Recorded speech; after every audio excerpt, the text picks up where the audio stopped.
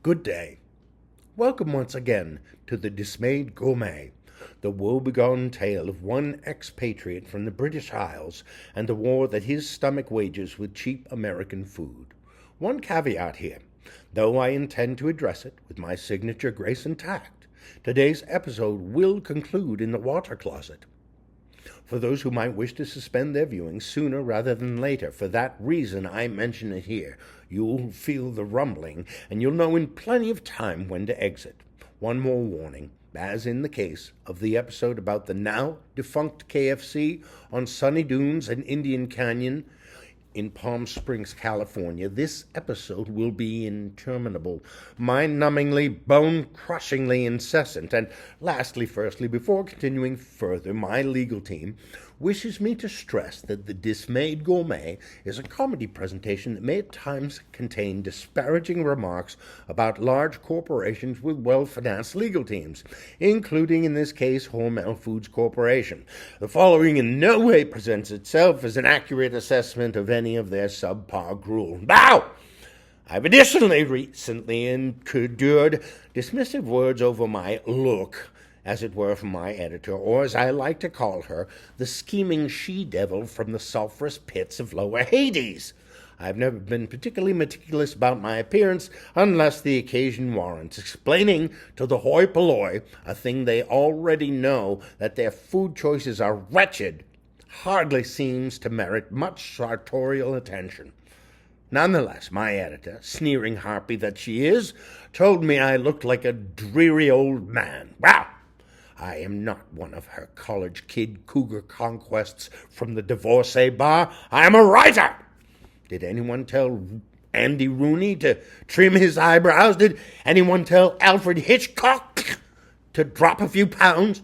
Nonetheless, I relented. In this week's episode, I am presented in coat and cap Irish tweed that reflects my partial heritage and also accommodates a head that is of such a size and shape as to ordinarily be anathema to the milliner. Now, I did have it measured once. It is apparently a 7 7/8 oblong long with a profound inward sway on the left side.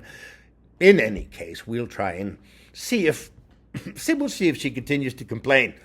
I think she was looking for something a little more Palm Springs, a little more festive, a little more bright and gay. We'll see. At the time I was first presented with my latest assignment, I was hopeful.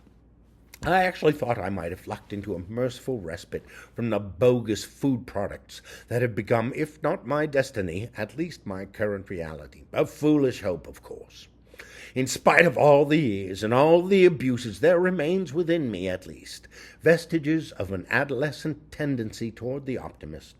The seer of the possible, though that same spirit was characterized as Pollyanna delusion by a college sweetheart and cited among her many reasons for leaving me. You think people don't remember those kinds of things, Helen?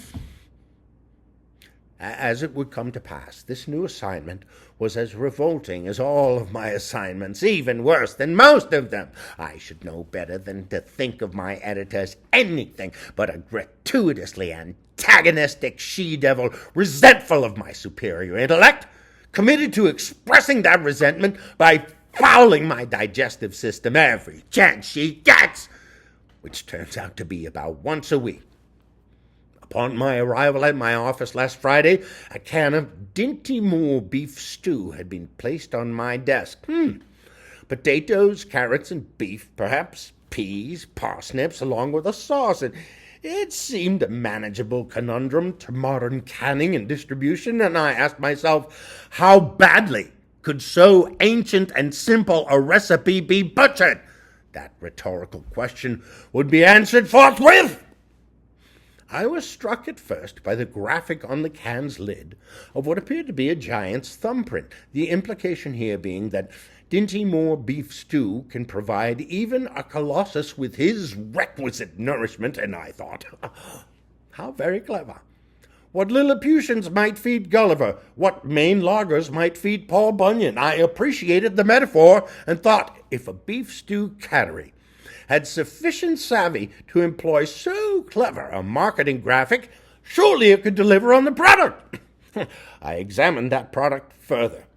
The can featured a pop-top beer can-style entry mechanism, designed to appeal perhaps to college students, criminals in hiding, adult renters with poor credit histories and inflatable sex partners, and other persons who might not be in possession of a can opener. I imagined horrific scenarios. I looked at the price point, and that newly familiar sense of dread began to take hold. Next, I looked at the ingredients list, and my God! It read like a 19th century embalming solution, but as it would turn out, nitrosamines and hydroglycerides were the least of my concerns. As my eyes fixed upon the salt content, I mused that in order to deploy this level of sodium chloride, Dinty Moore's business model must be predicated on investiture in salt mines or perhaps manufacturers of beta blockers, perhaps even both. The simple act of examining the sodium content caused an immediate rise in my blood pressure, rendering nil the prescription I follow daily. Sodium is odious to me, and as it would come to pass, so is Dinty Moore's cast-off rotted beef that I presume is scraped weekly from the walls of a substandard Texas slaughterhouse and pressed back together into cubes of reconstituted sinews. The vegetables? Gassed, hothouse legumes, nightshades, umbles, and onions, unfit for anything beyond hog slop, duty-bound! I ate most of the can, and the only thing gargantuan about it was what I experienced 40 minutes later in my humble Palm Springs condominium bathroom. It began as a shudder in the shoulders, which I thought possibly attributable to the chilly desert night, but it persisted, and so I drew a shawl around me and continued with my reading. Proust en cherche des temps perdus. In the original French, of course. I am on volume 6, soon though. I felt the shudder descend from my shoulders, through my chest, down into my torso, slowly settling into my belly, and soon enough my bowels. Then came the sudden, violent cramping, which inspired a doubled-over stagger to the toilet. "Damn you, Dinty!" I shouted as the prolapse began. Decorum prevents too much detail, but suffice it to say, Mr. Moore's bounty piled up like an East African sardine shoal. I only hope I don't hear about it from the HOA. After multiple flushes and brushes, I was able to expunge the last ostensible evidence of my experience with Dinty Moore beef stew. But the memories remain. No matter, gentle viewer, until such instances result in sufficient diminishment of my powers of pith for me to lose even these lowly assignments, I shall remain ever yours most truly, the Dismayed Gourmet.